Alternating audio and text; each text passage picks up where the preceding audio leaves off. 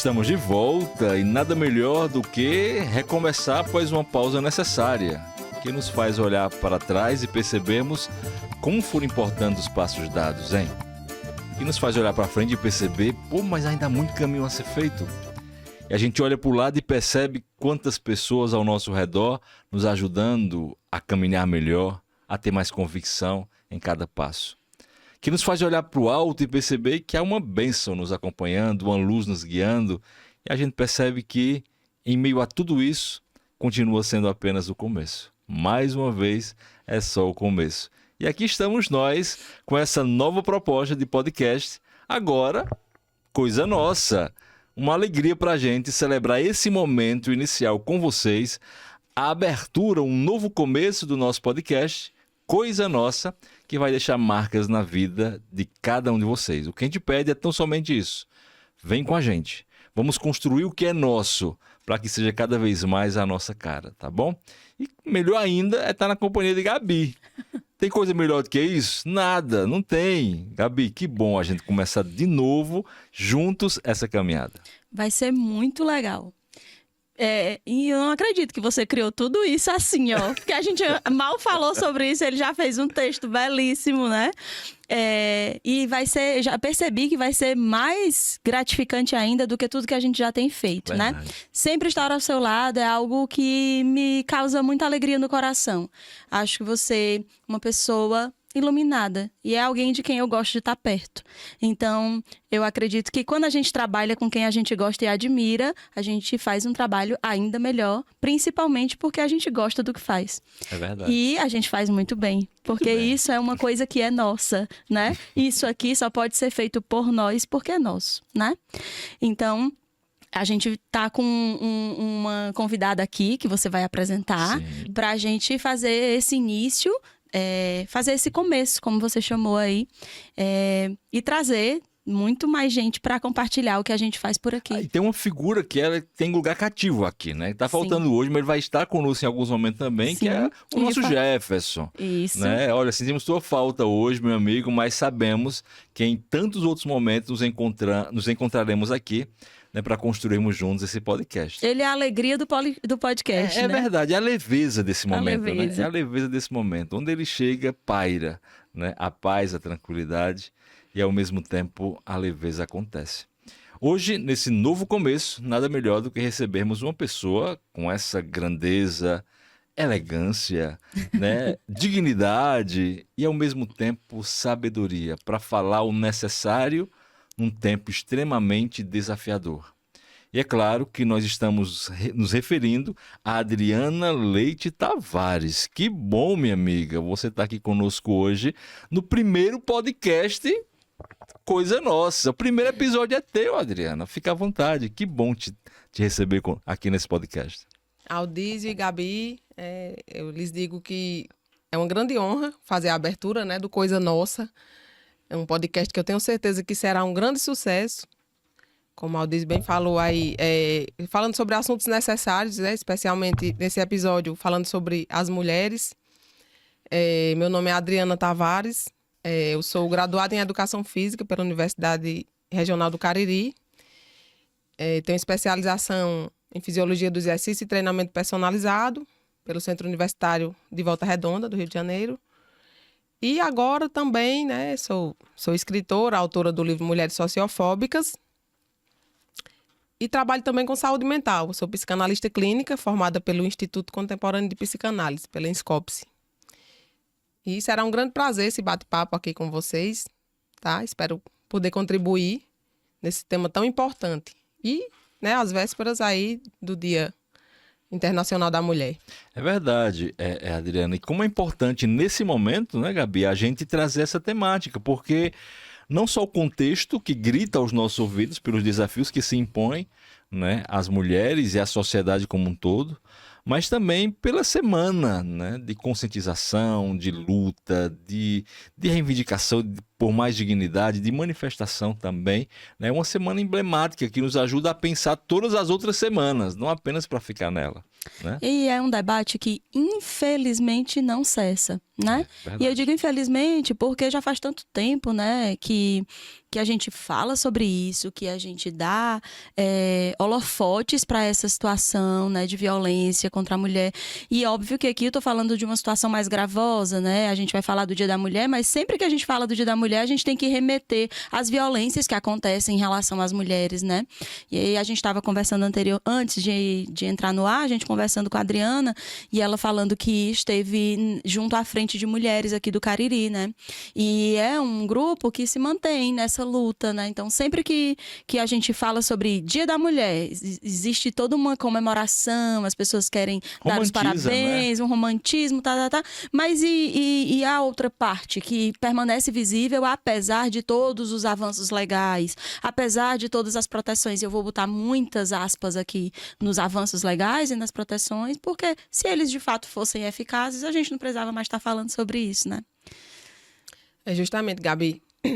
Eu fiz a minha apresentação profissional, né? E como mulher aqui, eu falo que eu sou a Adriana, mãe de Theo, foi meu primeiro filho, ele nasceu prematuro, e, enfim, hoje é um anjo que cuida da gente, tá no céu.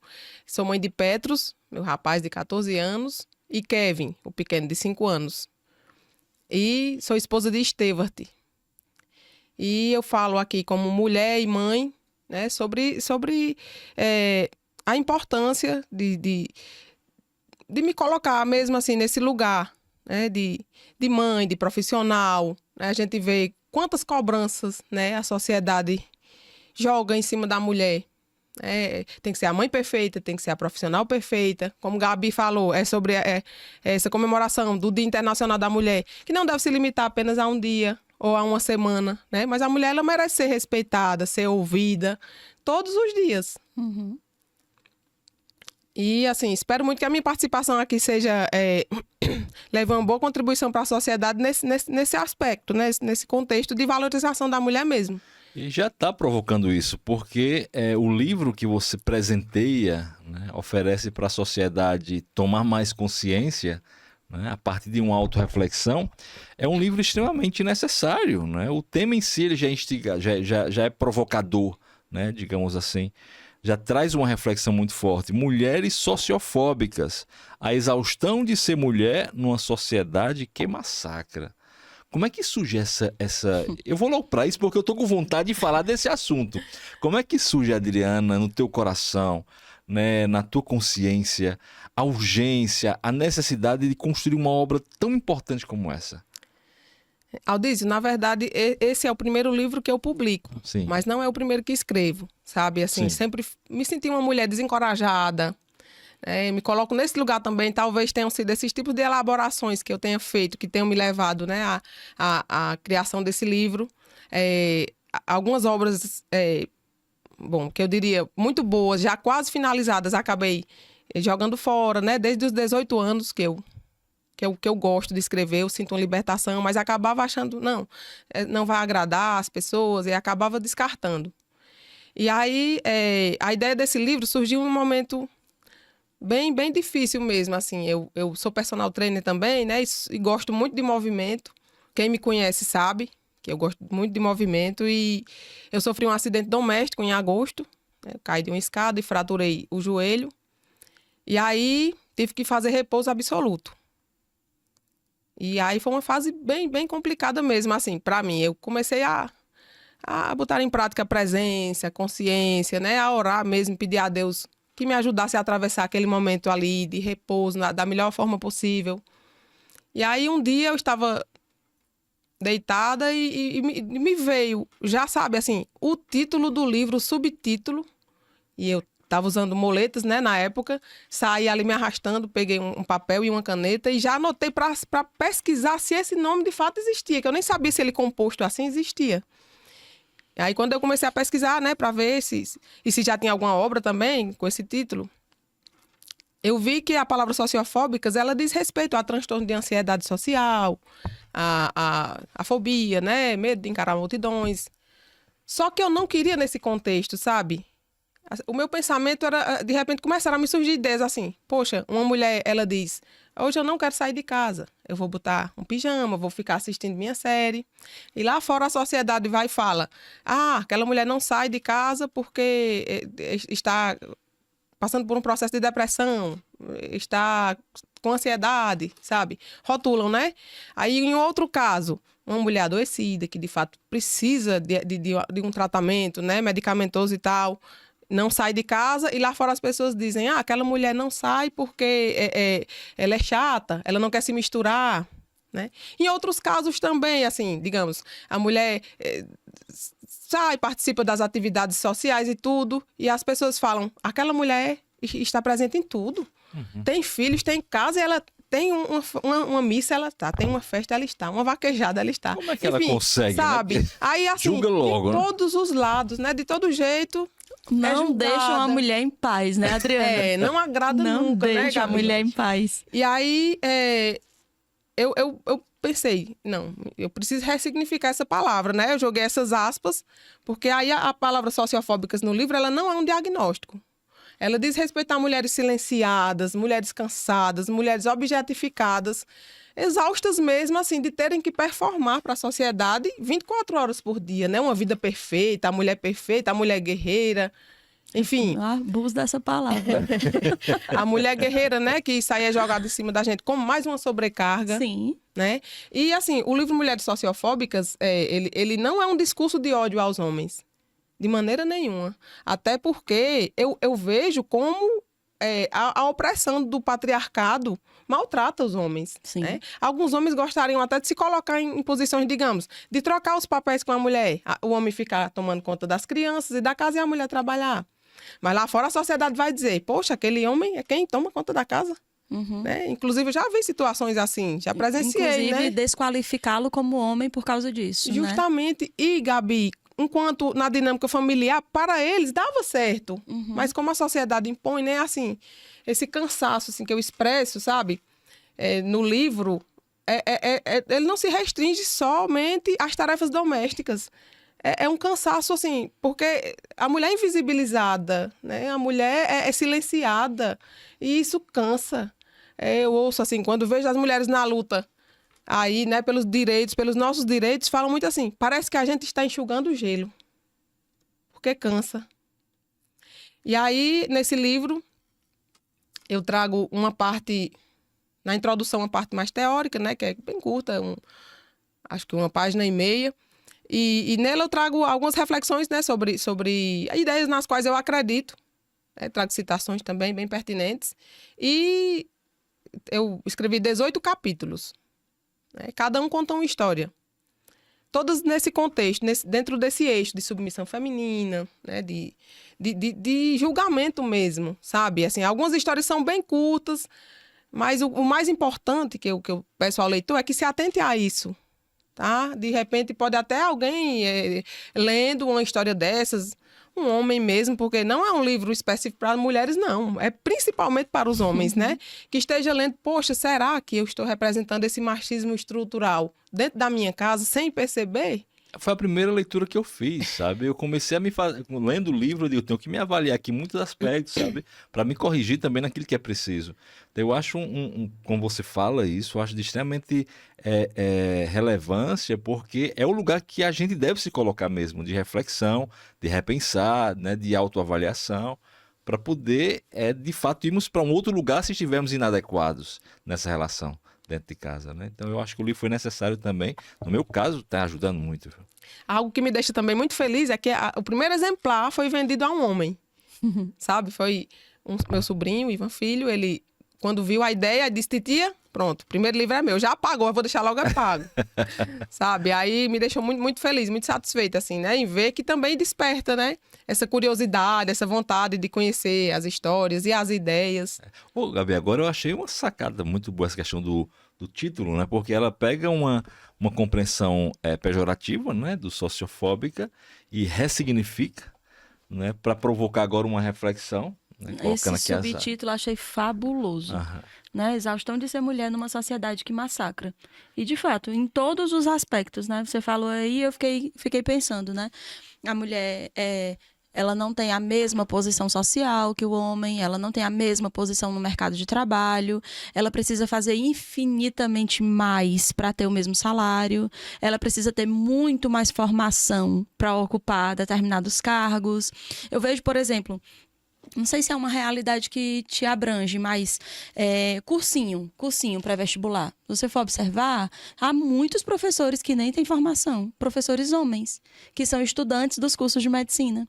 E eles são professores de cursinho. Mas vai ver as mulheres que dão aula. Elas são mestres, especialistas. Isso foi pesquisa, mas foi uma pesquisa assim, em que eu não documentei. Mas alguns anos em cursinho, você consegue perceber isso facilmente. Tá? Tudo bem que a gente aqui tem que não pode desconsiderar que nos últimos anos há uma desvalorização muito grande do professor, né? Que não precisa mais da formação para ser professor, né? E eu concordo que há pessoas, sim, com formação que não são bons professores e o contrário também, mas como professora, eu preciso valorizar a minha área, né? Então, eu preciso ser aquela que defende que para ser professor você tem que ter formação. Você não pode ser educador físico sem ser formado em educação física, não é? Porque você pode gerar algum tipo de dano para o seu cliente, para aquele que você atende, o seu aluno, não é? Sim. Então, se para todas as profissões eu preciso de formação, por que para ser professor eu não preciso, né? Então, penso muito sobre esse aspecto. Eu via muito isso, né? E todo mundo ganhando o mesmo salário, né? Então, eu sou estudante de medicina, eu não sou especialista em física, química, biologia e nada disso, mas eu sou professor de um cursinho. E quem é meu colega? Uma professora que tem mestrado, um professor que tem especialização, que tem formação, né?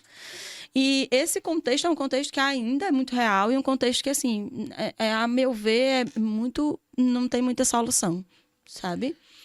E um outro aspecto que eu queria, de verdade, te fazer uma pergunta, que é, pelo que você já falou, né, na nossa conversa antes do ar e no ar, você não acredita, de fato, que os homens têm habilidades próprias e as mulheres têm habilidades próprias?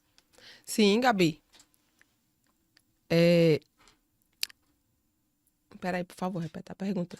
E se você acredita ou não que os homens têm habilidades que são só deles e as mulheres têm habilidades, assim, preferencialmente deles ou preferencialmente delas? De maneira nenhuma.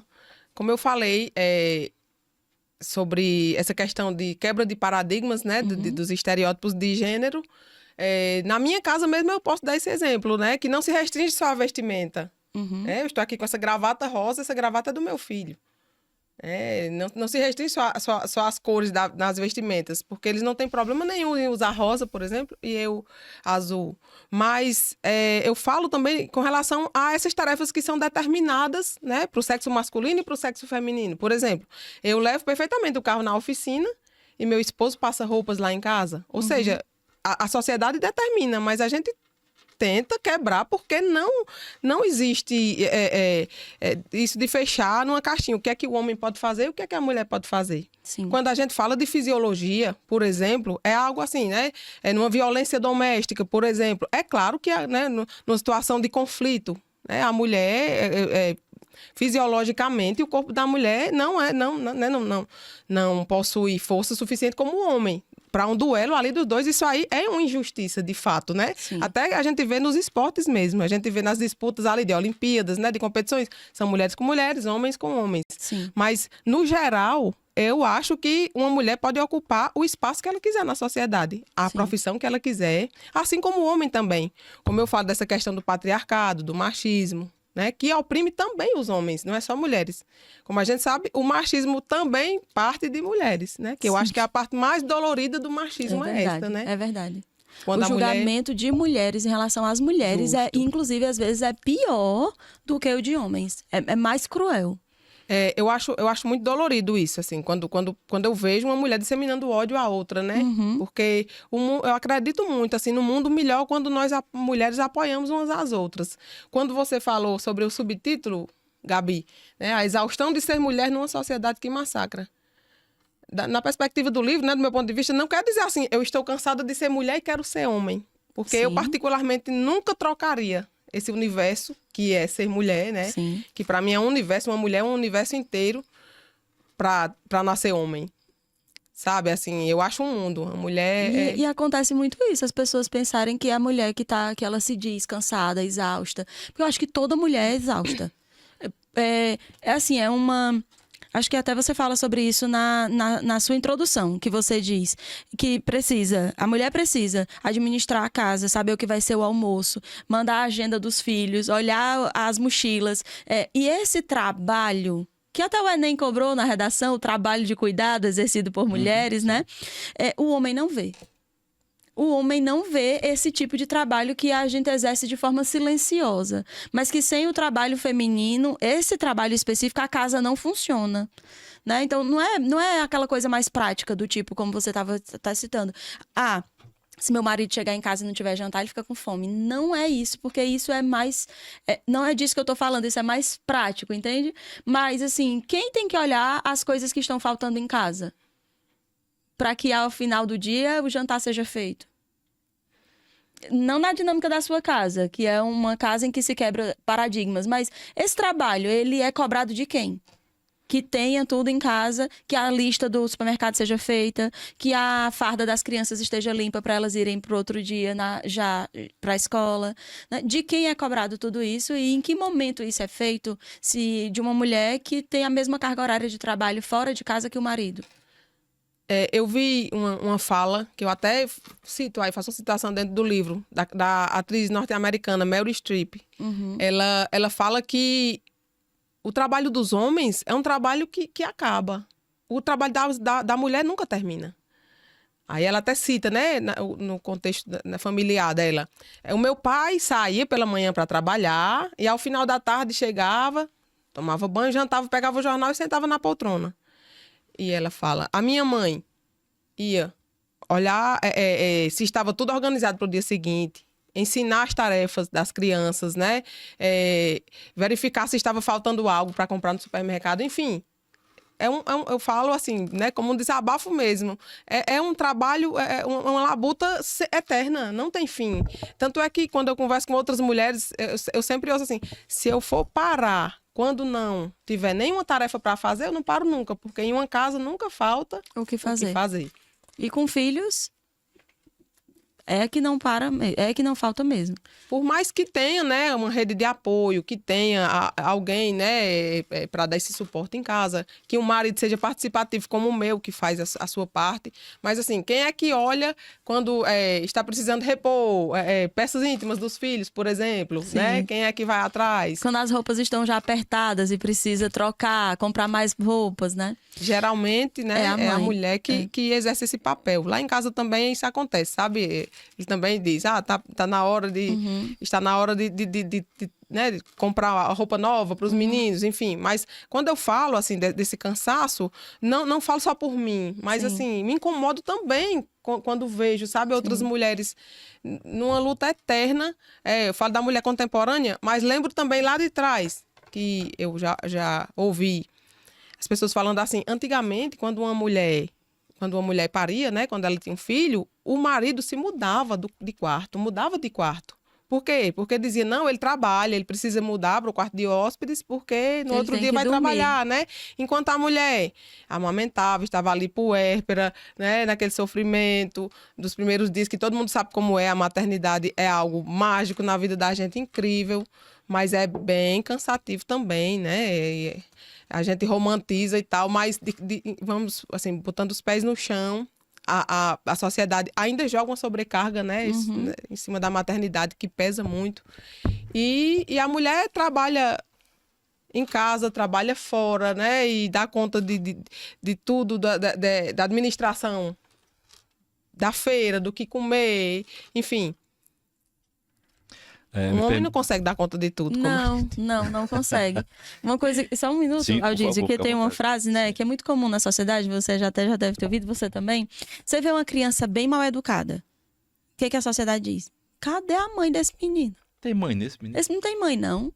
E é algo tão sutil, mas é exatamente a exaustão da sociedade que massacra a mãe. Porque o menino pode ter pai também, mas ninguém vai dizer que o pai que não educou. É verdade. Foi a mãe que não educou. São falas que causam dor, né? Que revelam esse massacre, né? Exato. Tem um exemplo também semelhante ao de Gabi. tava um pai tomando conta de um filho no parquinho, né? E o pai no celular aqui, e o menino caía, né? Levantava, e o pai aqui, o pessoal lá atrás morrendo de rir. Eita, olha só como é que o pai cuida do filho. Morrendo de rir, olha só o cuidado do pai. Se fosse uma mãe naquela situação, como seria o discurso? Eita, mãe desleixada, olha lá só, o menino, ela no celular ali E o menino caiu, que irresponsável, né? Enfim, é esse cansaço, sabe? Assim, é cansaço, é extremo. É em todas as eu acho que tem uma esferas. fala aqui do Estevart, teu esposo, do prefácio, que acho que diz muito, e ele foi muito feliz, né, ao citar dessa forma. Ele disse o seguinte: nesse livro, a autora nos convida a enxergar aquilo que a sociedade insiste em não ver, um sofrimento silencioso e estrutural imposto a mulheres desde o nascimento. Ser mulher é existir sob cobrança constante. É muito forte isso, né? E isso é constatável, né? É perceptível. Essa fala de vocês revela justamente isso que ele está dizendo aqui nesse prefácio. Né, de tantos cansaços, de tantas dores, de tanto massacre que a mulher carrega e que vem se evidenciando isso nessas pequenas e longas falas, né, pelo eco que provoca. Né? Vou contar aqui uma historiazinha, tá? Da criação do Sim. livro. Quando eu comecei a escrever, eu não falei pra ninguém, né? E aí, quando eu já ia umas 15 páginas, mais ou menos, um dia o computador apagou. Apagou e eu tentei ver se recuperava. Perdi 2 páginas e meia.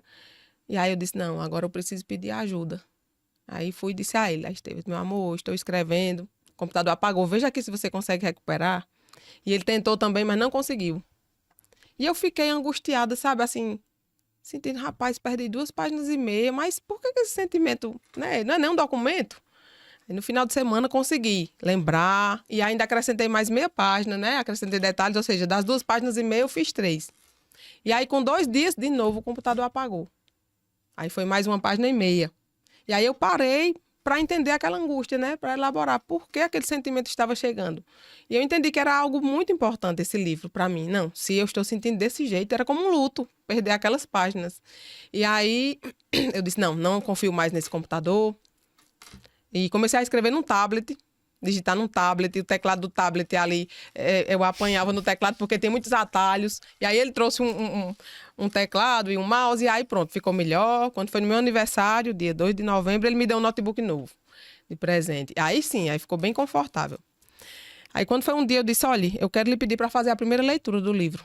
Nem eu li ainda, mas eu preciso escutar o que eu escrevi. Ainda está em rabiscos, né? Cheio de erros, né? De digitação, enfim. Mas eu quero que você lê para escutar. E aí, no final de semana, ele começou a leitura, né? Eu aqui do lado. E chegou em determinado ponto do livro que eu percebi, assim, várias emoções fluindo nele, né? Ele faz a expressão de incômodo, ele sorriu e ele chorou. Ele lendo e você olhando para ele. Era eu aqui na cama com ele, né? Aqui do lado e olhando. E eu chorei junto. Nossa, porque eu que lindo entendi. isso. Pronto. Aí eu entendi que, de fato, eu iria publicar esse livro. Porque eu vi que meu objetivo estava sendo atingido, né? O leitor estava sentindo. Né? Era um carrossel de emoções, assim. Era uma montanha-russa mesmo. Eu vendo nele ali. Chorou e eu chorei junto e pronto. Então, daqui para frente. E aí eu o convidei para prefaciar o livro. Fez muito Né? bem. Disse, meu amor, eu quero lhe convidar para prefaciar o livro. Espero que você aceite. Sei da sua demanda de trabalho que é alta, mas veja aí um final de semana que você possa. E aí ele fez lindamente, né? Assim, que é um abraço em nós mulheres. Quem lê o prefácio vê aí quanto carinho. É interessante. E além dele, que se tornou uma referência na construção dessa obra, tem também uma outra citação que você faz nos agradecimentos, que assim até me emocionou também quando eu li, que é a sua mãe. Qual a importância que ela teve na tua formação hoje, na tua formação como mulher e para a construção dessa obra? A minha mãe, eu digo que minha mãe era para se chamar Movimento, sabe? Eu herdei isso dela. Minha mãe todos os dias se exercitava. Se ela não andasse de bicicleta, ela corria 7 quilômetros comigo, sabe? Se alimentava super bem, não comia sal, não comia açúcar, não bebia refrigerante, enfim. Mas aí ela foi acometida por um problema de saúde, né? Ela teve um câncer de pulmão, nunca fumou, nunca bebeu, mas são as circunstâncias da vida, né? Que a gente não não consegue entender o porquê, uma pessoa que se cuidava tanto. Depois eu fui compreender que se ela não se cuidasse, né, como eu sou da área também de educação física, né, eu entendo que se ela não se cuidasse, talvez ela não tivesse, a gente não tivesse tido a oportunidade de ficar ali 1 ano com ela. Eu conheci minha mãe como uma mulher silenciada, objetificada, submissa, sabe? Nos últimos anos de sua vida, uns 2 anos antes dela adoecer, minha mãe, ela já não tolerava mais repressão nenhuma, de nenhuma forma.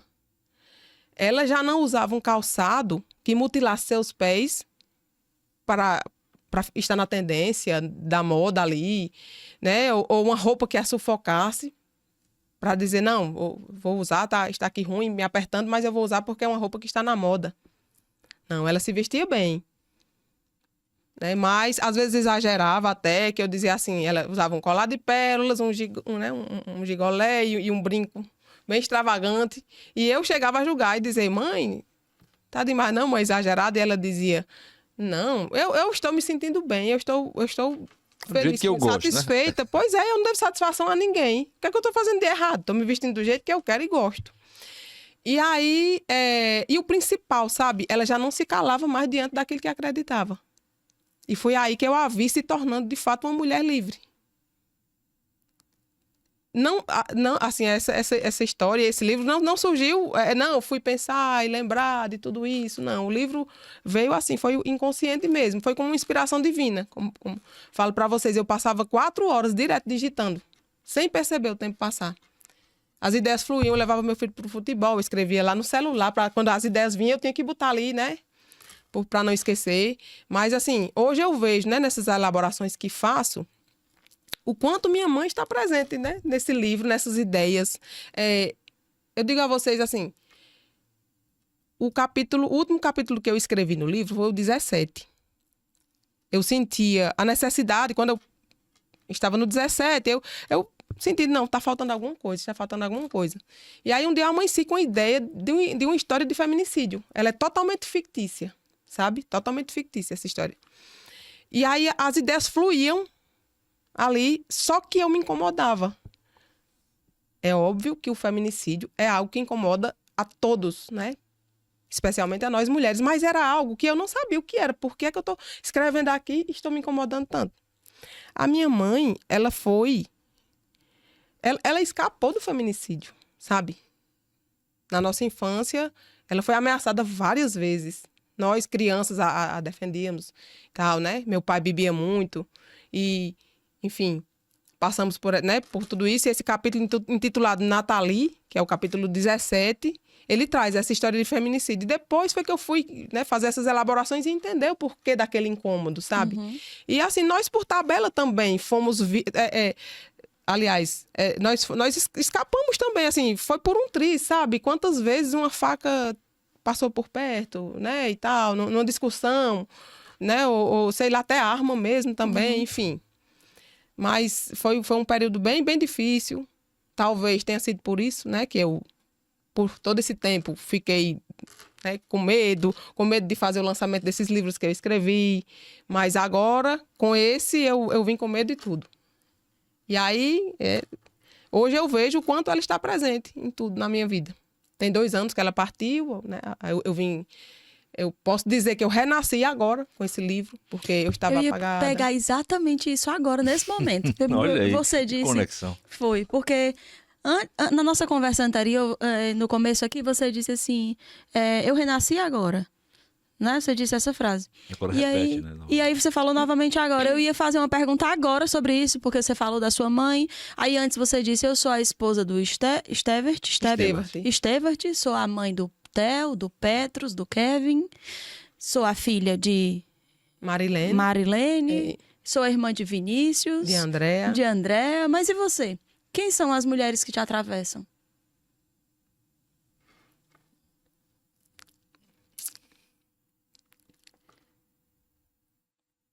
Gabi, hoje eu vejo que esse livro foi como uma libertação para mim, sabe? para mim, para eu me entender, para eu me enxergar, para eu me valorizar. Quando eu leio, eu me emociono. Sempre que eu leio o livro, eu me emociono. Cara, como ficou bom. O livro ficou bom. Eu tinha medo. Quantas histórias eu escrevi. Eu lembro que um dos primeiros livros que eu escrevi aos 18 anos, eu ainda recordo que foi sobre o preconceito, que era algo que me incomodava muito, sabe?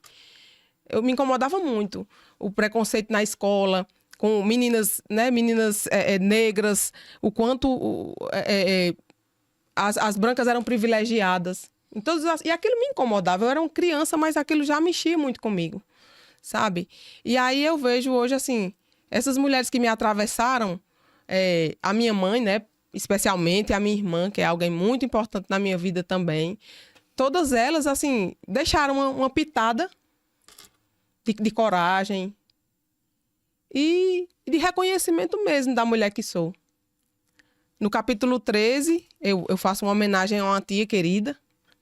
Ela faleceu em setembro, tia Amália, né? O capítulo é intitulado Amália. Tia Amália, ela era uma costureira de mão cheia.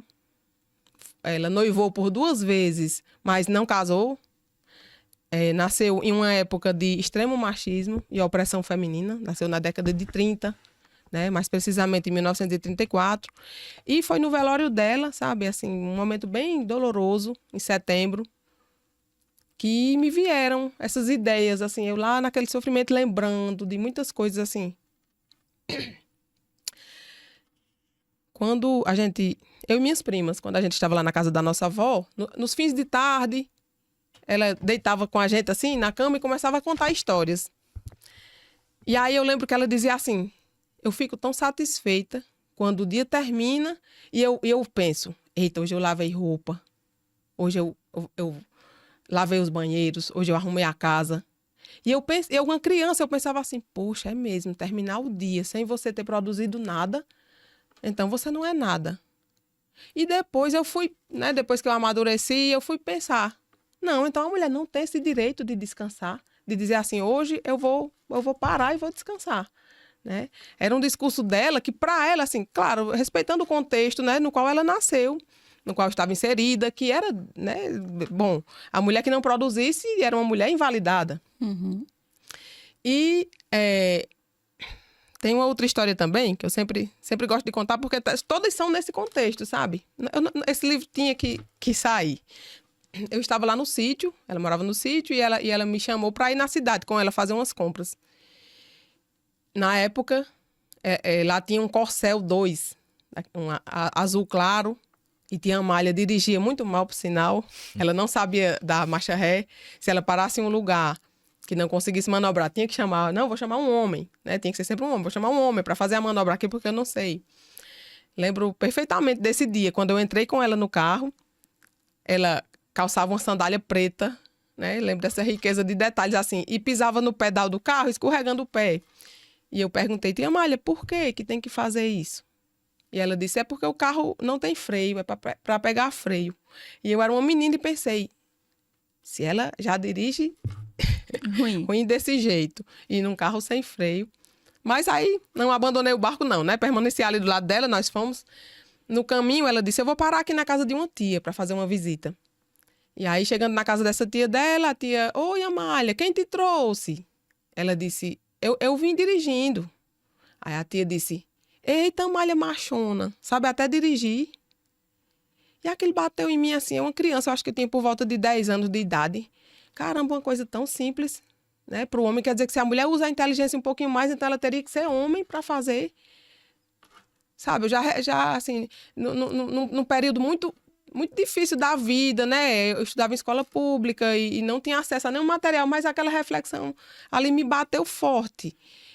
E o que mais me incomodou foi a expressão que ela fez. Ela sorriu assim, como se fosse um elogio. Um elogio. Aí eu pensei, então, se uma mulher é chamada de homem, é um elogio. E se um homem é chamado de mulher, é uma ofensa. Porque à noite, se a gente estiver brincando na rua e eu chamar um menino de mulherzinha, ele me bate, né? E aí eu comecei a, sabe, aquilo ali mexer comigo. Na mesma época, ia acontecer a inauguração de uma obra lá na cidade em que eu morava. E como em toda cidade pequena, quando chega um helicóptero, é um acontecimento, né?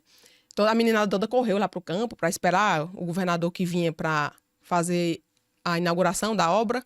E aí, quando aquele helicóptero desceu, que a porta abriu, aí eu vi ali o empoderamento em pessoa descendo. Uma mulher Pilotando. elegante. Não, ela veio representando o governo do estado, era a primeira dama, né? O governador não pôde ir e ela quem foi. E aí eu vi, poxa, uma mulher de helicóptero, nunca tinha visto um negócio daqueles. E ela desceu, elegante, cumprimentou todo mundo, entrou no carro, foi lá para a obra, e a meninada correndo atrás para assistir, né? Para assistir a inauguração.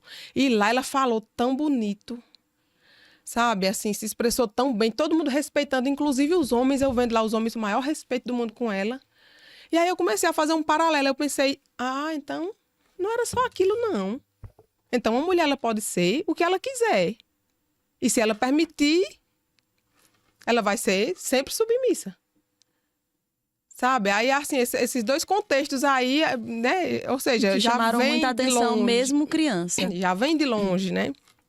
E você fala sobre isso numa época, o quê? Você criança, década de 80, 90. Uns 30, vamos fazer conta, mas uns 32 anos atrás, mais ou menos, então, né? Décadas de É. 80, 90. Aí você imagina, há alguns anos, há uns 5 anos mais ou menos, a gente é praticamente da mesma idade, né? Há uns 5 anos mais ou menos eu estava dando aula, fui dar aula numa escola na Paraíba. E eu sempre gostei muito de carro. O meu pai é mecânico e eu tenho uma ligação muito forte com o meu pai. Gosto de dizer que ele é o amor da minha vida. E assim, eu sempre quis fazer tudo que o meu pai achava legal. Então, tudo que meu pai fazia, eu estava perto dele. Meu pai mexendo nos motores e eu do lado dele. Então, eu sempre gostei muito de carro e eu gosto do motor, do barulho dos motores dos carros. Isso não é uma coisa que mulheres gostam, né? E aí, quando eu comecei a trabalhar muito cedo e eu pude comprar um carro para mim. Assim, o meu pai sabia tanto que eu gostava de carro que ele me deu um carro. Quando eu me formei, ele me deu um carro. Era um carro bem simples, de segunda mão. Mas ele disse, tá aí o seu primeiro carro e você vai poder, a partir daí, comprar os seus próximos carros, né? Eu te dei a primeira oportunidade. E quando eu pude trabalhar, eu comprei um carro para mim que era um esportivo. Eu queria um carro esportivo por causa do barulho do motor quando acelerava. E eu sempre dirigia muito rápido, muito rápido, muito rápido. E aí um belo dia eu cheguei para dar aula nesse lugar e eu cheguei num carro esportivo, eu mulher, sozinha. E aí a vaga era muito pequena, a vaga era muito curta, mas eu digo, dá para botar. Fui para frente, passei a ré do carro, baixei os 2 vidros para poder estacionar.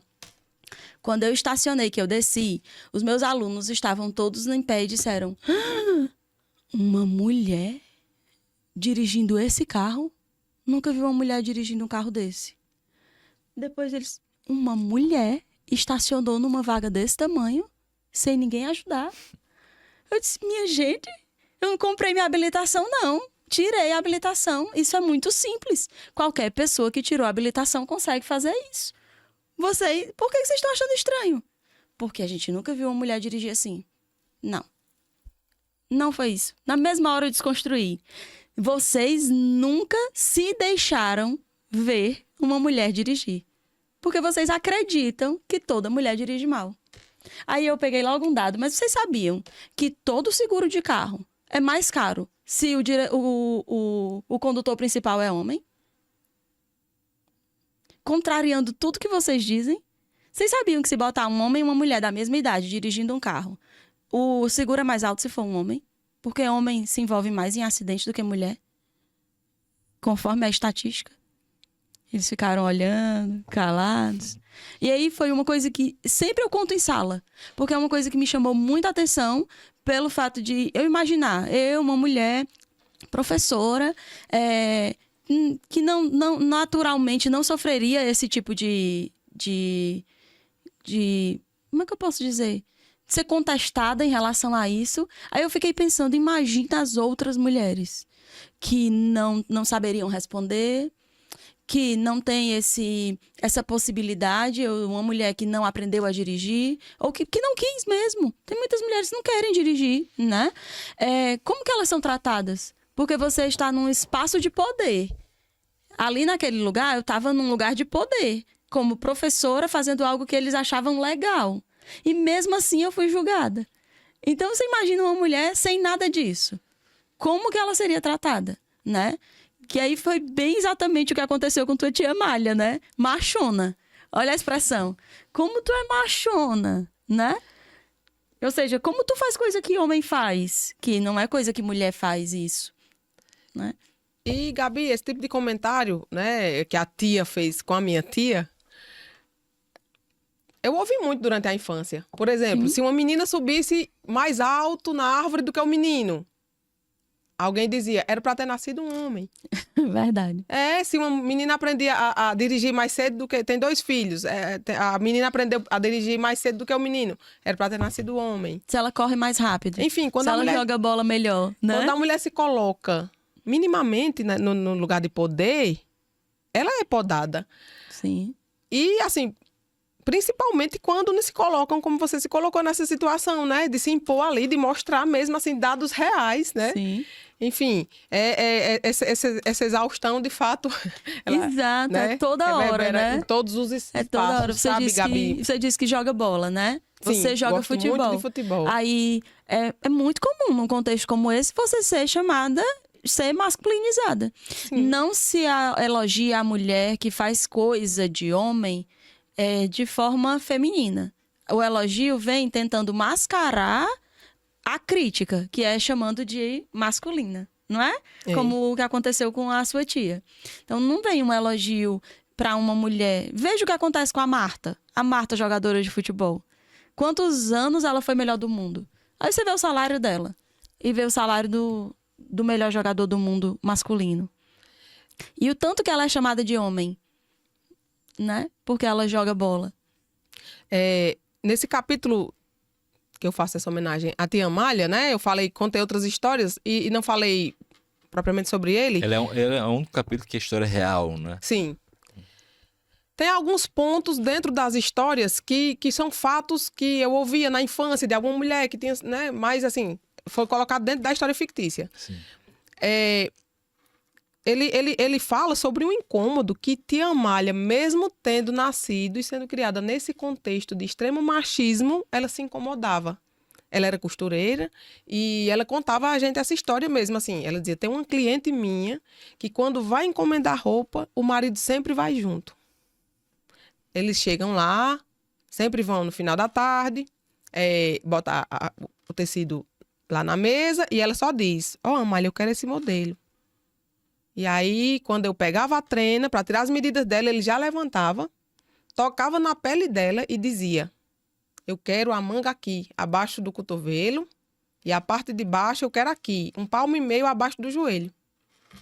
E ela se incomodava com aquilo. Ele dizia, como é que pode a mulher não mandar no próprio corpo uma mulher, assim, o medo que ele tinha de uma traição. E ela não falava nada? Não, a mulher não falava nada, assim, e era alguém, tia Amália contava que era alguém instruída, que era professora, mas ela só se limitava, assim, à igreja e à escola onde trabalhava. E o pessoal até comentava, né, tia Amália, as pessoas ainda falavam na rua, ela é uma mosca morta, né, apelidavam assim, tipo dizendo que era uma mulher sociofóbica, não sai de casa, só vai pra missa, pra escola e mal sabe que o marido a trai, né, trai com outras, mais de uma mulher, inclusive. Enfim, aí eu conto assim, essa história de tia Amália aí, porque veja o contexto no qual ela era inserida, né, que sempre era evidenciado, né, o homem ali sempre naquela posição de poder, né? Que era aquilo mesmo, era daquele jeito. A mulher era para ser submissa. Mas ela se incomodava com essa situação. Eu intitulo de A Costureira Feminista, né? A Amália, a Costureira Feminista. Embora ela não tomasse nenhuma atitude, né? Nessa posição de feminista, para reverter a situação, porque eu perguntava, tia Amália, a senhora dizia o quê? Ela dizia nada. Eu fazia meu trabalho, né? Entregava a costura no dia combinado, mas me incomodava profundamente aquilo. Aquele comportamento, né, tão tirano daquele marido. Ela não falava, mas sabia que algo ali não estava... E é muito difícil isso, é isso que você quer mostrar, né? Sim. Que é muito difícil isso dentro do contexto no qual ela estava inserida, né? Sim, sim. Que era para ela ter aquela mesma mentalidade, mas que ela se sobressaía das demais, né? É interessante que no finalzinho do capítulo 13... né, você faz até esse enaltecimento da postura, né, da sua tia Amália, né, por ela ter preferido a liberdade dela do que viver submissa numa relação que a subjugasse. Inclusive, você comentou isso no comecinho, disse que ela noivou 2 vezes e não casou, Sim, né? sim, ela noivou por 2 vezes, né, na adolescência dela, e depois também nem se incomodava mais por isso, sabe? Eu lembro ela já uma senhora, moça, né, e chegaram pretendentes, a gente ficava, né, fazendo bagunça com ela, eita, tia Malha vai casar, e ela, não, eu não casei quando era nova, vou casar agora para ter alguém para me dominar, né, para determinar o que é que eu vou fazer. Ou seja, se colocou mesmo nesse lugar, assim, minha liberdade, vai que eu caso com um homem que seja do Tipo jeito aquele, daquele, né? enfim, talvez fizesse essa comparação, né? E preferiu assim, ter a liberdade. No começo do livro, na introdução, você fala, até você põe entre aspas quando você diz que há aquela citação, né, de dizer a casa é dela, mas que em relação, que isso é um falso poder, né, que é dado às mulheres. Fala um pouco sobre isso. Gabi, a gente ouve muito, né? Esse discurso, o homem chega, não, quem manda aqui é ela. Uhum. Que como para afagar o ego, é bom a mulher. Ah, quem manda na casa sou eu. Mas é mais uma sobrecarga ali velada, né? Sobre ela. Porque é a mulher quem tá aqui, quem manda na casa é ela. Vá lá fazer café para as visitas, vá preparar um lanche para as visitas, né? A mulher ali não cai na real, né? Ela não entende aquilo ali, que é de forma sutil, né? Como se fosse um elogio, mas é uma cobrança ali velada. Quase dona das obrigações, né? Dona do fazer, né? E é como eu digo, afaga o ego, né? Que é algo que pra gente, nós seres humanos, é muito bom, quando, né? É um elogio ali, mas por trás tem a cobrança. Tem uma sobrecarga. E muitas vezes a gente se vê em meio a situações, especialmente nós mulheres, né, Gabi? Que a gente não percebe. Por exemplo, nas histórias aí, né? Eu trago histórias diversas, assim, sabe? Foram me surgindo e eu gostei por isso, essa diversidade de histórias, que eu falo sobre uma mulher trans, eu falo sobre uma mulher negra, né? Nessa posição eterna de escravidão. Eu falo sobre mulheres lésbicas, que até dentro das relações entre mulheres lésbicas, diz assim, as pessoas perguntam, né, de uma forma tão maldosa, quem é o homem da relação?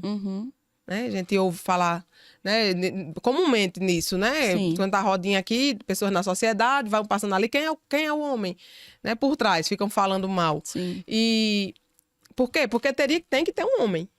Né? Uma mulher para ser feliz, uma mulher para viver sua plenitude, tem que ter um homem ali, né, do lado, Sim. tem que ter a figura masculina ali sempre no domínio. Sim. Né? Enfim.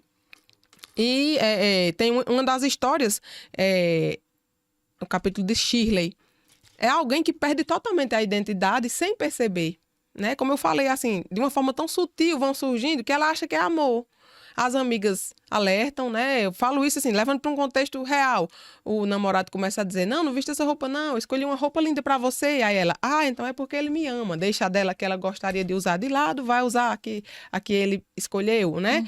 Um calçado alto, não, usa essa aqui, baixinho, que fica mais legal em você. E as amigas alertando, e aí ele vai e diz, não... elas estão com inveja, porque você tem um namorado que lhe ama. Que cuida. Sabe, assim, eu falo, essas histórias são até bobinhas, eu diria bobinhas, mas dentro desse contexto da sutileza, como é que chega a misoginia, o abuso, né? Essa dominação. Até masculina. a violência. Até a violência, né? Uma amiga me disse esses dias que uma amiga dela, que é até militar, o marido chegou e esmurrou a parede. Né? E ela contou pra ela, esmurrou perto dela, assim, com raiva. E ela disse, você vai deixar acontecer o quê? Vai esperar o quê? Porque você com a arma na cintura e sofrendo isso aí é um primeiro sinal. Então, tome uma atitude, né? Às vezes a pessoa está dentro da relação ali, mas acha, não, foi um momento de raiva e tal. Mas não Sempre observa, se pensa isso, né? Não Sempre que é um momento de raiva. Foi só na parede, né? O que a gente, mulher, faz no momento de raiva? Não agride ninguém. A gente não agride ninguém, não. Chora. Né? Nem bate em Geralmente. parede, nem faz nada, nem sai no carro em alta velocidade para gerar medo, né? Ansiedade. Nada disso, né? Então, e mulher também tem raiva. Mulher também chora, mulher também sofre. E nem por isso, né? Adriana, se você tivesse que escolher a história que você mais gostou, qual seria? Gabi, Fala de Amália. Gabi, eu me apeguei tanto a essas histórias que eu fiquei sentindo falta, sabe? Eu tive que pisar o pé no freio. Vamos ter que fazer a parte 2. Eu tive que pisar o pé no freio, no freio de Tia Malha. Porque senão esse livro ia para 500 páginas.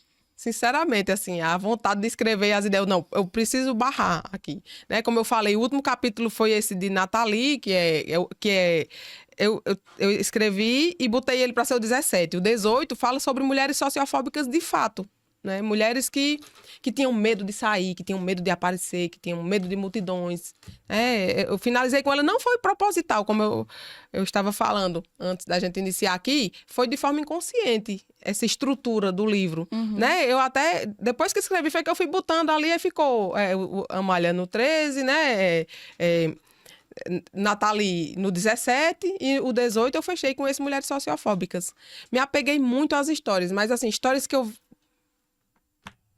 assim, sinto que foi uma construção perfeita foi a de Socorro, que eu falo sobre uma mulher negra que foi escravizada, né, por uma família, que sofreu abuso, que ninguém percebeu aquilo, ninguém via, ela era invisibilizada, sabe?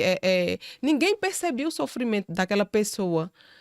E como muitas mulheres, a gente vê que são invisibilizadas mesmo, né? Sim. Eu trago um outro capítulo bem curtinho também, que é Noeli, que é também como se fosse uma mulher invisibilizada, né? Ela estava no climatério, né, na menopausa, e sentia insônia, passava a noite sem dormir, durante o dia vivia aos cochilos. E os filhos riam dela, diziam, o melhor, o lazer dela é dormir. A coisa melhor que ela acha é descansar, ou seja, ninguém olhava o contexto, né? Vamos levar lá ao médico, vamos ver. Tem um outro também, que é Salete, que é uma mulher independente, que tinha ali seu negócio e começou a se relacionar com um homem que tinha todas as características assim do homem perfeito para ela, mas aí ela foi percebendo, né, sutilmente, assim, aquela tentativa de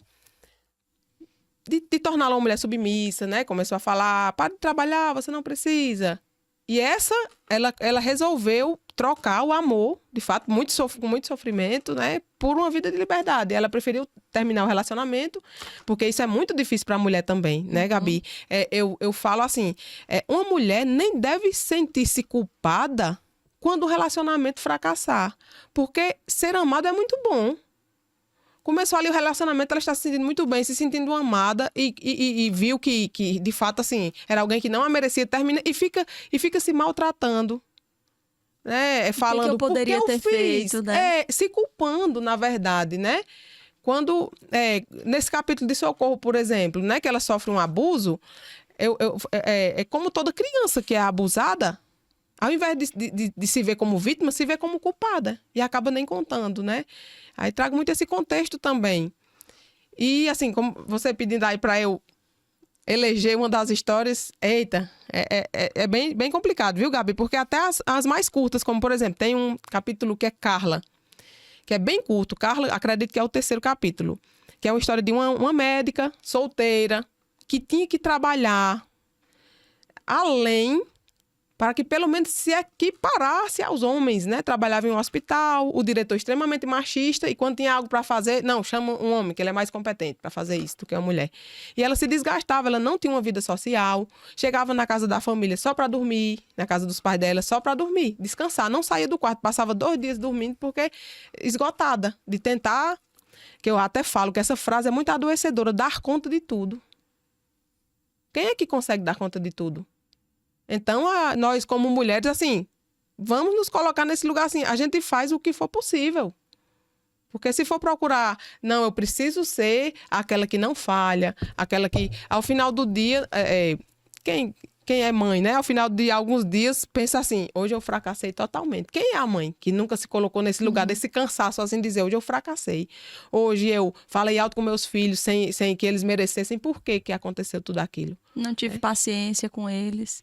Mas aí não para refletir sobre o cansaço. Não, eu fiz isso, não vou me culpar porque eu agi dessa forma, porque eu estou cansada. É uma carga muito grande, né? É uma sobrecarga pesada. E ainda tem, né, Gabi? A TPM, que vem aí todos os meses. Algumas mulheres... Bom, se fossem homens, ficariam invalidados. Não sei se você concorda comigo. Com né? certeza. Diante de uma cólica mais pesada, mas a mulher não para. A mulher com cólica, a mulher trabalha, a mulher cuida dos filhos, cuida da casa, lava roupas. É aquela dinâmica sem fim, estende roupa, apanha roupa, né? Que é algo comum no dia a dia das mulheres. E é isso, assim, esse cansaço reverbera em todos os aspectos da nossa vida. Essa é a exaustão, né? Esse livro fala tão bem. Porém, tem um detalhe também que chama muita atenção. Eu vejo muito a psicanálise perpassando presente ali nas articulações das histórias. E você fez a formação, fez o caminho, né, psicanalítico.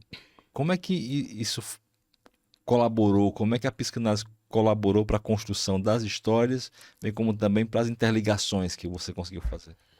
A psicanálise é algo muito importante para mim, na minha vida, não só como profissional, né? Eu falo assim, primeiramente como paciente. Eu tinha uma academia de musculação em outra cidade. Sempre que me perguntam por que a psicanálise, por que você quis fazer a formação em psicanálise, são muitas respostas que surgem, sabe? Assim, muitos contextos que me atravessaram a vida, mas um deles foi isso, assim, as pessoas me procuravam para conversar, às vezes para fazer um desabafo, e eu não sabia como conduzir ali aquela situação, porque eu pensava, se eu for aconselhar, de repente vai ser o que é bom para mim, mas e para a pessoa? Né? Eu achava assim que eu tinha que conhecer alguma coisa, né, nesse contexto. Meu esposo tinha feito a formação e aí um dia eu comecei a ler o livro, um livro de um psicanalista do nada, assim. E ele chegou e eu estava lendo, ele, você quer fazer a formação? E aí foi lá e fez minha matrícula. E eu, não vou. O medo.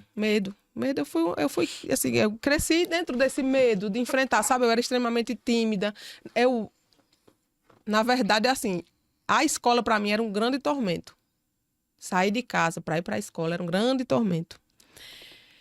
Quando eu já vim me adaptar melhor à escola, já no ensino médio. Né, quando já estava ali, tinha as turminhas e tal, estudava em escola pública.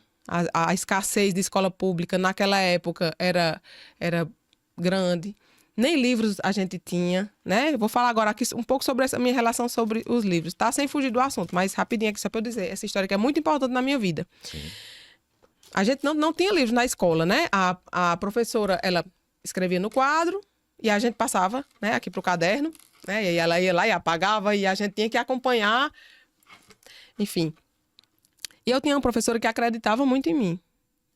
Ali, né, naquela fase de já preparação para o vestibular. E ela dizia, Adriana, não desista. As coisas não são fáceis, mas eu acredito que você vai vencer. Você vai ser quem você quer ser, profissionalmente. E aí, um dia ela chegou na escola e viu uma pilha de livros em um quartinho, já úmidos, né? Bem deteriorados. Ela falou com a direção, por que aqueles livros estão ali abandonados? Vamos fazer doação. Livros muito bons, por sinal, do professor, alguns daqueles que já vêm com respostas. E a diretora disse, não, eles são tombados pelo governo do estado. E nem tem outro lugar para armazenar. Infelizmente, esses livros vão se acabar. Eu lembrei dessa história quando eu me deparei com a obra A Menina que Roubava Livros. Uhum. Sabe? Já na vida adulta, eu vi a capa, aí me remeteu a essa história. E aí ela achou absurdo, como é que pode? Esses livros vão acabar ali. E ela começou a levar aqueles livros para mim.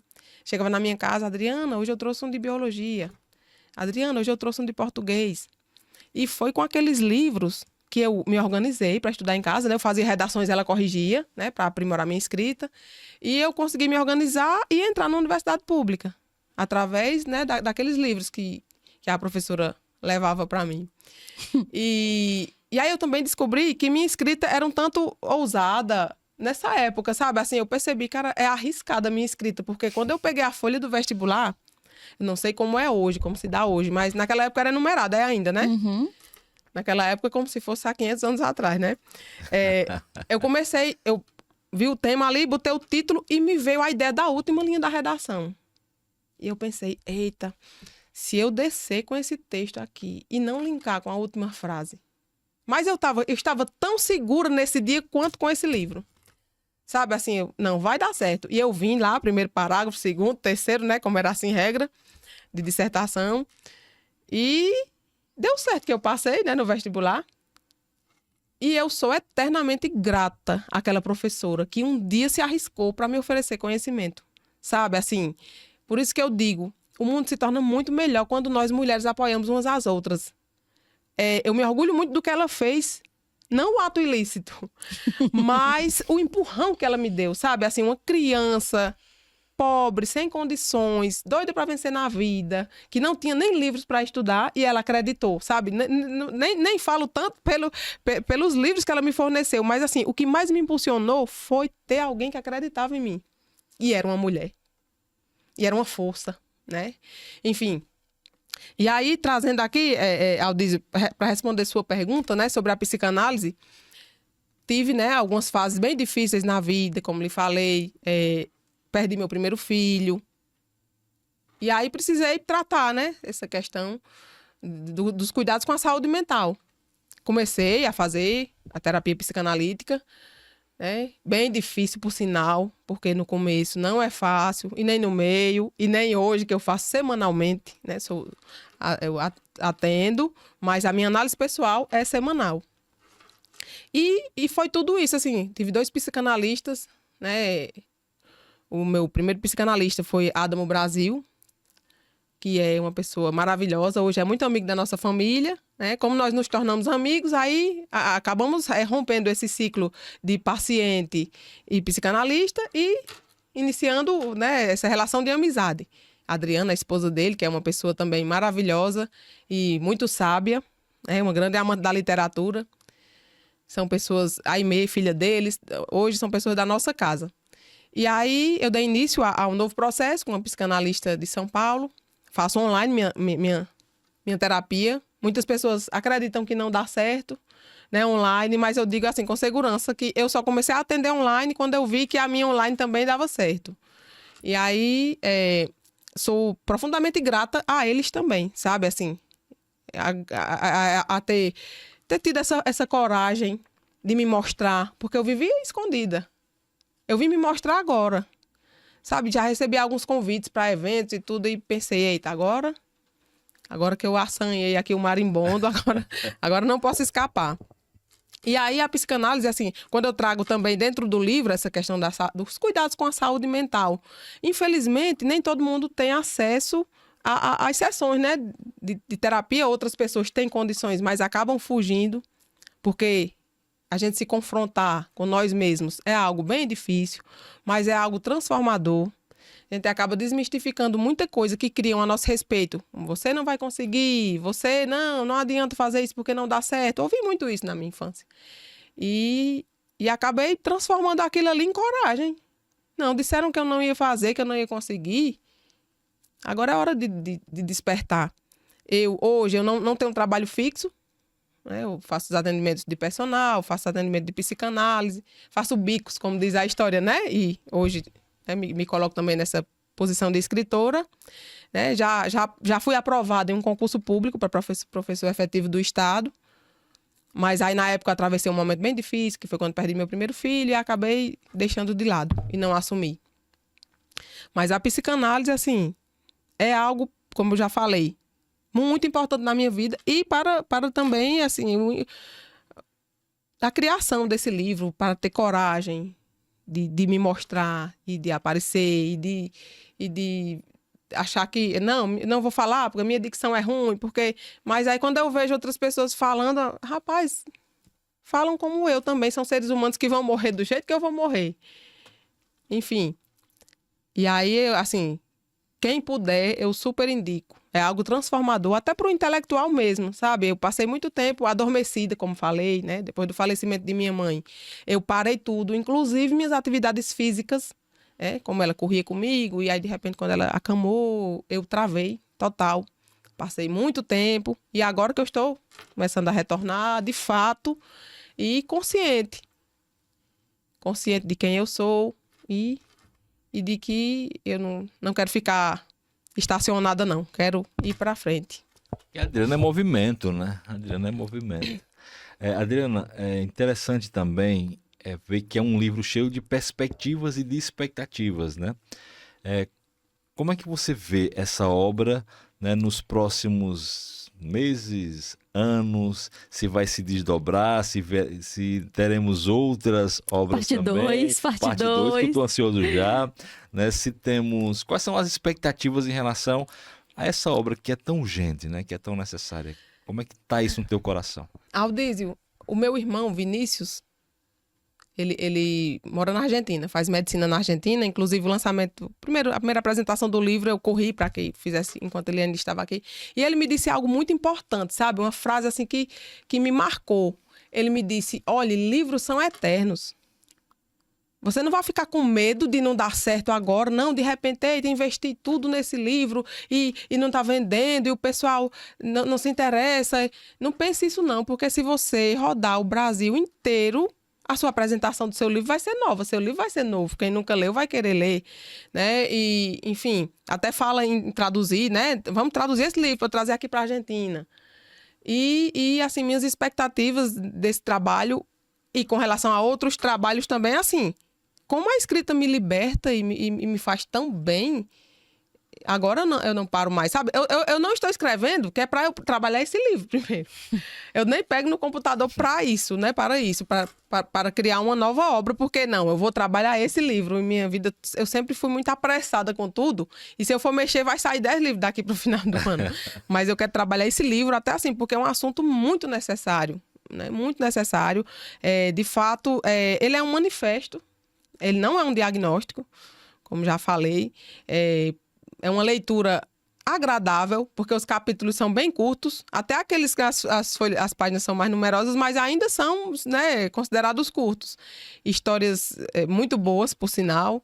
E minhas expectativas são essas, assim, que levem algo de positivo para a sociedade, como tudo que eu já tentei escrever e que eu já barrei.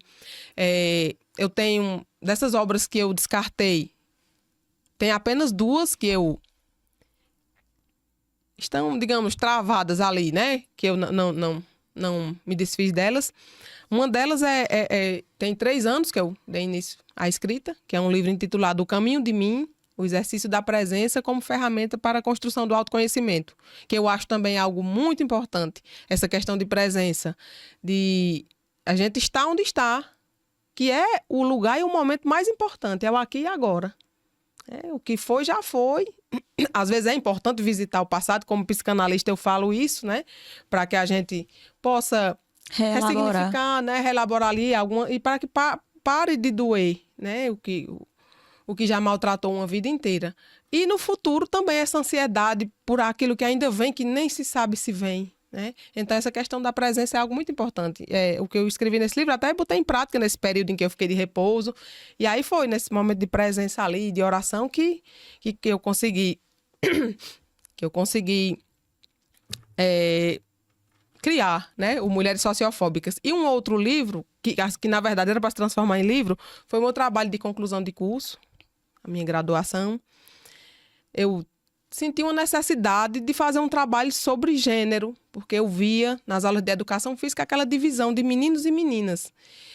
E quando eu via aquilo ali na escola também, quando eu ia para os estágios, me remeteu à minha infância. Nas aulas de educação física, o professor dizia, que na verdade nem era formado em educação física, o professor da época, né?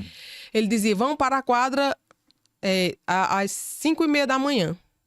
A gente acordava às 5, chegava lá às 5h30, ele dizia, fiquem aí até 6 horas, as meninas sentadas, os meninos vão jogar futebol, e quando der 6 horas eu boto a presença e vocês vão para casa.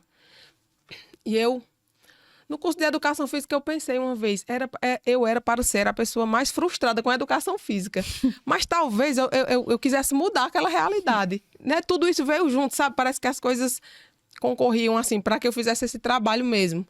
E eu falei com uma professora, que eu queria trabalhar, né, nessa linha de gênero. Ela me indicou uma outra professora para eu procurar, buscar na literatura, né? Ela tinha livros e tal. E aí eu acabei enviando um e-mail para essa professora da universidade, doutora, na verdade, da Universidade Federal do Rio de Janeiro, e ela me acolheu com muito carinho, por eu ser uma aluna de universidade do interior do Ceará. Ela era orientadora de mestrado e doutorado na Universidade Federal do Rio de Janeiro, acabou levando meu trabalho para apresentar em Minas Gerais e gostava da minha escrita, falava que contava com um capítulo da minha lavra, nas próximas publicações dela. E aí eu acabei fugindo, né? Como em diversas vezes, assim. Hoje eu vejo assim que talvez fosse medo do sucesso, sabe? Essa fuga fosse medo de dar certo. Entendo perfeitamente o que você disse. Me fala pra gente o nome dessa obra, vai, que eu achei linda.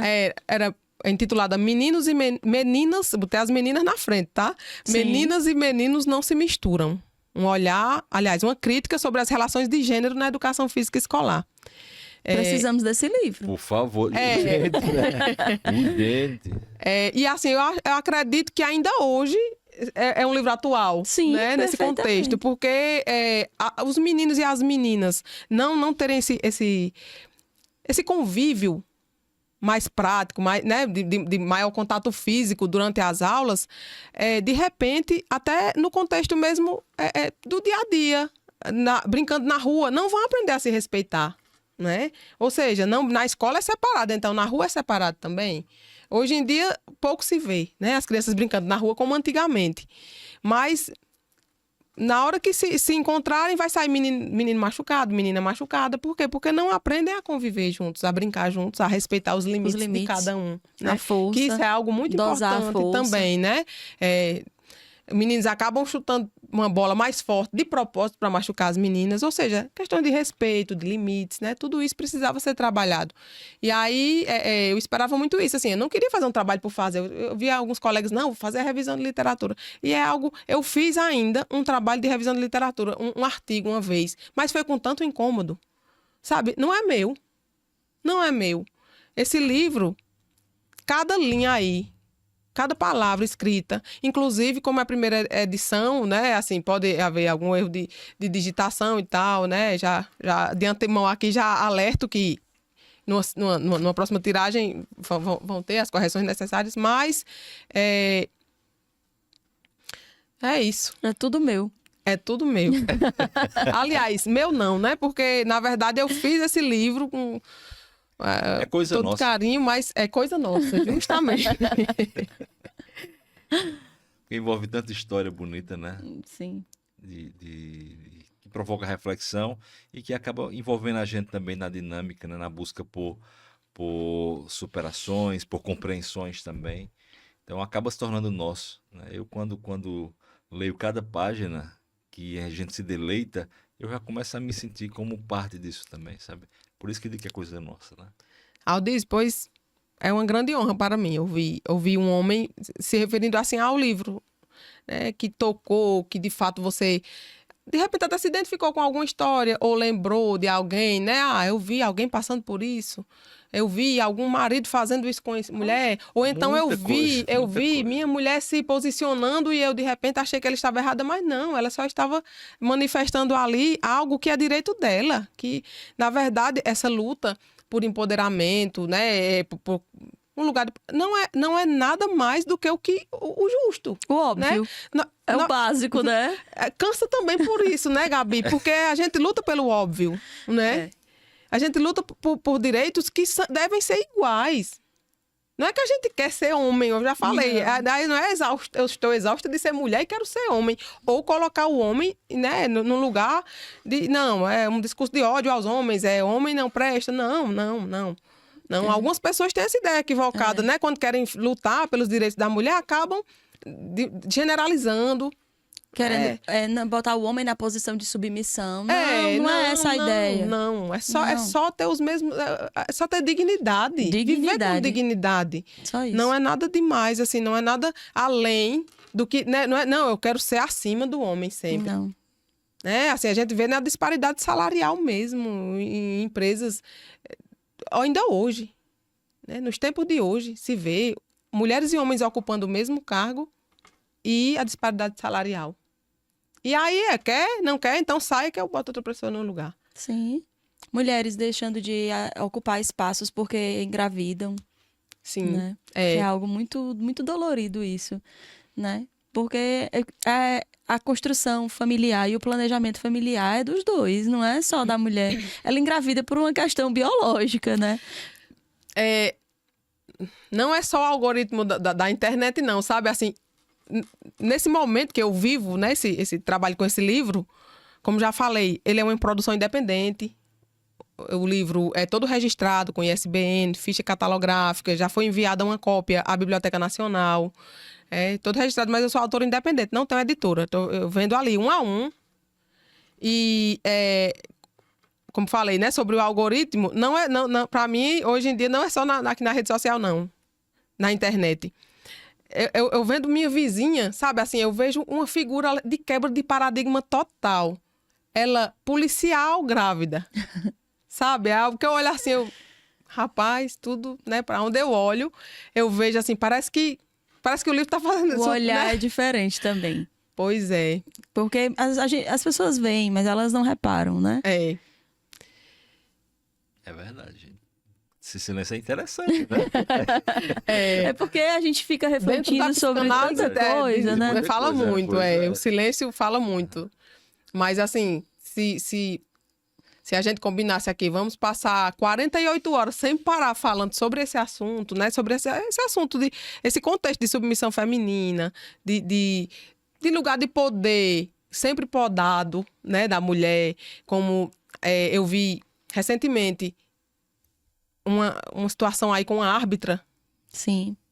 Que o jogador acabou fazendo um comentário bem desnecessário, né? Falando, um evento, um jogo daquele tamanho não era para ser uma mulher, era para ser um árbitro homem, né? Enfim, ou seja, medindo ali o lugar no qual a mulher pode ou ela não pode, né?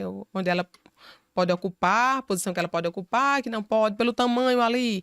Enfim, uma outra coisa também aqui que eu lembrei, dentro do livro eu trago numa história um avô de um personagem contando para ele como era, no caso, o bisavô dele, né? Disse assim, olha, era assim, na época que a minha avó foi ter o primeiro filho, obrigatoriamente tinha que ser homem. O primeiro filho tinha que nascer homem, tinha que ser macho, né? Porque era obrigação da mulher que fosse daquele jeito. E aí, acabou que nasceram, eu fiz isso, mas de propósito, nasceram gêmeas, 2 meninas, vocês vão ver aí na história. E esses dias eu vi um vídeo que eu acabei não salvando. Era um chá de revelação, né? Que hoje é feito chá de revelação. E quando a velhinha estourou lá, saiu a fumacinha rosa. E um rapaz, acredito que ele nem tinha 20 anos, sabe? O casal, a mulher do lado, ele quebrou tudo nessa mesa. Quebrou. E ela, vendo a hora bater, né? Assim, na barriga. Passando perto da barriga dela, ele esmurrando tudo, quebrou o bolo. E eu pensei, caramba, eu fiz aquela história no livro, como se fosse o bisavô de alguém, né? Nessa posição de extremo machismo e cobrança da mulher, como se fosse uma obrigação dela. E eu vejo hoje se repetindo. Se eu tivesse visto e tivesse escrito depois, né? Não, mas eu escrevi primeiro, como foi lá atrás, e vendo nos dias de hoje isso, né, ainda acontecer. Ele zangado porque o menino... Aliás, porque o primeiro filho não era... O bebê não era menino, não era do sexo masculino. Enfim, aí... Como eu falo, é aparecendo, né? Aí no algoritmo e na vida. Uma situação também bem comum às vezes a mulher é bem mais falante, né? E o homem é mais tímido. E ela fica mal vista, assim, nas relações familiares. Tipo, numa saída com amigos e tudo. E aquela mulher que, ela fala sobre política, ela fala sobre o que aparecer, ela gosta, é uma mulher que fala. E o marido não fala, parece que a mulher precisa de autorização, né? Que primeiro o homem tem que falar para poder iniciar a conversa, para poder ela falar também. E isso é atual, né? E muitas mulheres que silenciam nesses contextos, né? Eu poderia ter comentado numa situação como essa, falar alguma coisa, mas ali naquela roda seria uma espécie de desrespeito ao marido, ela falar, né? Que é uma forma de silenciamento muito sutil. Em alguns casos, o próprio marido, né, Gabi? O próprio marido se incomoda se vê que a mulher tem um intelecto desenvolvido, né? Que pode ser mais do que ele. Uhum. Né? A mulher nunca pode nem se igualar. Imagine, né, ter um grau de instrução maior que o homem. E aí é onde bate esse cansaço, essa exaustão. E aí é onde mostra a necessidade do livro, né? De que seja lido e mais do que isso, que ele seja refletido e mais do que isso, que ele seja transformador, né? Seja um livro que provoque transformações pessoais, né? Mas também familiares, sociais. Eu acho que essa é a grande missão da obra, né? É a grande tarefa, é provocar, além da reflexão, né, uma transformação, né, consciencial, mas também social, né? Essa dinâmica eu achei muito boa, assim, essa primeira parte mais teórica que, né, ela dá margem aí para, né, para vários contextos. Como eu já falei, algo que eu acho de suma importância nas relações entre casais, nas relações familiares, é a importância do diálogo. O diálogo, eu sempre falo isso, assim, acredito que o diálogo funciona como uma chave, capaz de acessar portas que dão aí, que levam ao entendimento, à harmonia, né? Sobretudo ao amor. Além desse contexto, né, que o livro leva a essas reflexões, tem as histórias que são também muito boas. O capítulo ali tem pessoas me dando feedbacks super positivos, assim, pessoas bem importantes, sabe? Todas, na verdade. Eu falo assim, professores, né, que já foram mestres do saber para mim, que me mandam mensagens lindas dizendo, ai, me vi em cada história, que orgulho. E aquilo para mim... São espelhos, né? Engrandece minha alma, porque eu vejo que de fato as pessoas estão sentindo. E vem dizendo, eu já vi isso aqui se repetir, mas vai mudar lá em casa. Isso é o mais importante. É verdade, é verdade. Adriana, o livro já foi lançado, evidentemente, né? Tivemos um lançamento bem recente. Tem também outros lançamentos aí que vão acontecer, né? Sim. Alguns eventos. Algum que você quer citar especificamente nos próximos dias? Eu tenho no dia 13, no Centro Cultural, aqui do Crato, que é uma grande honra para mim essa apresentação. Na verdade, eu já morei aqui no Crato um tempo, hoje eu moro em Juazeiro. Eu nunca tinha visitado o Centro Cultural. E quando, esses dias, acredito que tem um mês e pouco, que eu conheci, achei espetacular o lugar. E quando eu entrei na biblioteca, eu senti algo tão diferente. E eu comecei a lembrar que o meu primeiro trabalho, aos 18 anos, foi em uma biblioteca. Eu sentia muita vontade de trabalhar, de ser uma mulher independente. Mas criança, não tinha, né? Não tinha como realizar esse desejo. Aí, quando eu completei 18 anos, aí eu consegui, era até uma vaga de substituta. Na época, era na biblioteca pública, na prefeitura, né? E quando cheguei lá, que a porta mal abria, tinha uma pilha de livros já tocando no teto. As estantes caídas, os livros, alguns já bem deteriorados, sem nem condições de uso. E aí eu comecei por uma faxina lá. Fui limpar, pedi ao pessoal da manutenção para me ajudar a levantar as estantes, né? Jogar fora as que tinham cupim. E fui organizar os livros. Como eu não tinha a mínima noção de organização de acervo, eu fui por ordem alfabética, né? Era mistura de gêneros aí, mas eu sabia que fosse no A, estaria ali aquela coleção Barça, que é bem conhecida, que era o Google da época, eu sabia. Sim. Se for o B, a Barça está lá, na letrinha B, que eu colava nas estantes. E foi naquele espaço em que eu me aproximei de alguns autores, em que eu fazia as redações que a professora corrigia para mim, e que eu escrevi muita coisa também, que eu acabava jogando fora, descartando, né? Mas aí depois também eu fui refletir sobre isso. Por que 18 capítulos em um livro? Será que foram aquelas obras que eu Sim.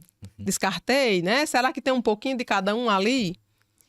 E aí tem esse, né, como falei, né, lá no Centro Cultural, que para mim vai ser uma grande honra a fazer uma apresentação naquele local. Vai ser às 17 horas. Será então no dia 13? Dia 13, sim. Dia 13 de março, sim. Às 17 horas? Às 17 horas. No Centro Cultural. Estaremos lá, se Deus E eu estou também na agenda 8M Cariri. Estou só aguardando data, né, para fazer a apresentação lá também. Vai haver uma formação, aí a gente vai ver se vai ficar no dia da formação. Mas um evento muito importante também. Ótimo. E hoje, quem quer encontrar o livro, adquirir o livro, como faz? Eu tenho um Instagram profissional chamado Movimente.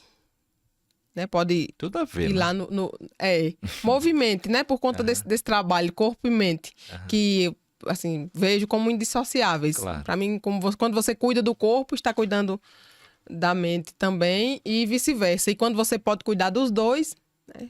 aí a coisa anda. Que foi o que aconteceu comigo no surgimento desse livro, né? Eu cuidando do corpo, cuidando da mente, as coisas andando, e aí que também tem dia que está um caos, né? Nós somos seres humanos e por mais que as pessoas achem assim, não, quem trabalha nessa área, um psicólogo, um psicanalista, nunca vai ter problemas, não. Mas são vidas comuns, como a de qualquer pessoa. E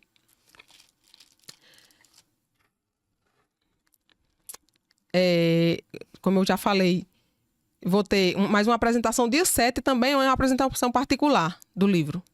No dia 7 de março, fui convidada também para um congresso de mulheres no dia 28 de março, em outra cidade, e estou aí aguardando. Como eu falei, os livros estão sendo vendidos. Tem um link, né, um contato nesse Instagram, Movimente, e tem também alguns exemplares na livraria Colegial, no centro de Juazeiro, na Rua São Pedro. E estou aguardando aí contato também de uma outra livraria, para divulgar depois, mas a venda mesmo assim está sendo direta com a gente, ali 1 a 1, né? Como já falei, investimos tudo nesse projeto, né? Meu esposo me apoiou e me apoia. Quando eu falo de alguns incômodos, algumas angústias, né? De certa forma, assim, nem me refiro a mim, mas quando eu vejo em outras mulheres, né? Nós mulheres acolhendo outras mulheres também nessa luta de sair dessa condição de submissão e de fato Existir. se reconhecer. Se reconhecer como alguém capaz. Né? Existir. E aí, Tá tão Gabi? difícil pra... Não, não fala, não. Começamos bem. Não tem ideia do tanto de coisa que eu tô pensando aqui, não. Viajando aí, né, Gabi? Não, Mas nós manda começamos bem? falar. Ave Maria. Tá bem, foi bom, não foi não? Coisa nossa tá direitinho, tá? Começou muito bem, não foi?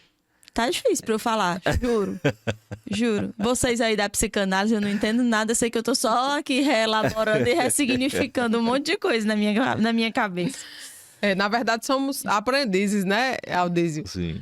A gente aprende todos os dias, sabe? Até nos atendimentos mesmo, assim, é uma grande escola pra gente ver ali o dia a dia, como é que se dá, né? E muitas vezes a gente se reconhece em algumas situações, né? A pessoa querer fazer algo, ter um projeto e não ter coragem de fazer. E aí a psicanálise, ela ajuda muito nesse aspecto, como me ajudou, né? Eu espero muito poder isso, assim, que meu trabalho seja algo para levar saúde física e mental para as pessoas, sobretudo que elas consigam atingir seus objetivos, né? Realizar seus desejos, se enxergar como pessoas capazes, Sim. como elas verdadeiramente, e ser quem verdadeiramente são. Sim. E não quem os outros querem que seja ou quem elas acham que deve ser para agradar, mas ser quem a gente verdadeiramente é. Esse é o maior objetivo. Isso é libertador. Isso é libertador, né? Sim, Como você diz sim. no livro. Né? Não há liberdade maior do que essa, do que ser aquilo que de fato é. Né? Bom, feliz. Eu tô grato demais. Super feliz, né? Com esse começo aqui majestoso, né? E a gente vai atrás dela, né? Claro, onde vamos ela perseguir. for se apresentar, Vamos. a gente vai, né? Verdade. Mas só te agradecer, né, Adriana, por ter aceitado esse convite. A gente queria começar de fato assim, com uma palavra forte, verdadeira e que ecoasse, né, e chegasse aos ouvidos e ao coração de tantas pessoas que carecem de transformação. Eu acho que o podcast Coisa Nossa vem com essa grande missão de proporcionar uma boa conversa, leve, mas séria, né? E também levar as pessoas a uma reflexão que transforme, né? Porque basta do mesmo, né? Basta do mesmo, essa normalidade patológica que às vezes, né, nos faz se perder naquilo que nós somos. Então, muito obrigado por ter aceito esse convite. É uma alegria te receber aqui e tenha certeza de que é apenas a primeira conversa da gente nesse podcast. Teremos outras tantas. Aldísio e Gabi, eu que agradeço imensamente, assim, a confiança, né, que a gente, na verdade, nem se conhecia e nessa confiança do primeiro episódio do Coisa Nossa, eu ter esse privilégio de participar com vocês. Como falei, Aldísio, sobre o incentivo aí na venda dos livros, não tenho apoio cultural, nem patrocínio algum, sabe? Foi tudo por nossa conta mesmo. Desde muita coragem, de tudo, assim, a capa eu idealizei, né? Eu queria que fossem silhuetas de mulheres assim que dessem margem a uma infinidade de interpretações. Eu idealizei, meu esposo só montou, tá do jeito que você quer, e uma designer fez o acabamento. Mas é como eu falei, assim, conto muito mesmo com a ajuda da divulgação aí, na venda dos livros, como falei, está sendo ali 1 a 1, e me coloco à disposição de vocês, tá? Para que precisarem, outras participações, e se vocês também puderem participar das minhas apresentações por aí, eu ficarei eternamente grata. Eu já tô visualizando também dos projetos aqui, tá? Também na tua cabeça? Tá Sim, passando sim. alguma coisa na tua cabeça assim? Não, eu não parei de pensar ainda. Que bom, que bom. Eu acho o livro, ele consegue trazer algo que eu acho tão relevante, que é o assemelhar-se, sabe? São histórias de mulheres que, não são histórias reais, mas são histórias de mulheres reais, né? Então, todas nós, mulheres, em algum ponto, ou talvez em quase todos eles, a gente se reconheça nessas histórias, porque se não somos nós, são nossas mães, nossas tias, nossas avós, que são todas as mulheres que nos atravessam e que formam quem nós somos. Então, nós temos um pouquinho de cada uma delas, ou nós sabemos um pouquinho da história de cada uma delas, porque também foram silenciadas, né? E a gente se identifica. E eu acho que esse tipo de obra que traz para a literatura aquilo que é o real, é um tipo de obra muito marcante. Então, concordo com Vinícius. Livros são eternos. E você acabou de se eternizar. Verdade, olha que forte isso. Muito lindo. Obrigado, Adriano. Muito obrigado de coração, né, por essa oportunidade que você nos dá, por estar aqui. Aqui é seu lugar. Essa coisa nossa é sua também. Foi, de fato, um papo maravilhoso, tá? Assim, superou minhas expectativas. Fui super acolhida por vocês dois. Agradeço eternamente essa oportunidade. Que bom. Olha, Gabi, tá direitinho, tá? Começamos bem, começamos bem. E você que não se inscreveu ainda em nosso canal, se inscreva. Por favor, se inscreva, né? O nome é esse, Coisa Nossa. Só procurar no Instagram também, Facebook. Estamos em todos os lugares, todas as plataformas de áudio, streaming, em todos os lugares. Procura Coisa Nossa e mais ainda, curte e compartilha. Porque o que é bom a gente faz chegar longe. Né? O Vento Só Movimento que é leve, e esse podcast é leve para chegar aonde tantos corações que necessitam, tá bom? Bora? Bora, obrigado, gente. Toda quarta-feira, às 18 horas, nos encontramos aqui no nosso podcast. Coisa Nossa. Até mais. Obrigado. Boa noite.